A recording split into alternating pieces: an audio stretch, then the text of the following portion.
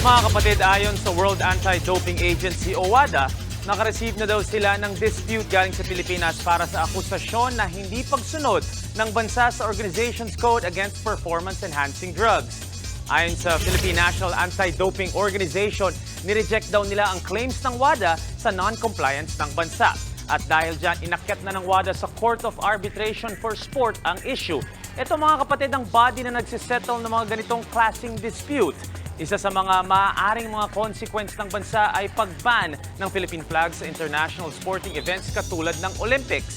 Sabi naman ng Philippine Sports Commission o PSC, sinimulan na daw nila ang pag-asikaso ng issue. What's up mga kapatid? It's your sports Tito Mike Reyes. Huwag magpahuli sa mga umaaksyong bakbakan at harapan sa loob at labas ng bansa. Para sa mga pandiin ng sports news, mag-follow at mag-subscribe sa social media pages ng News 5. Peace and love.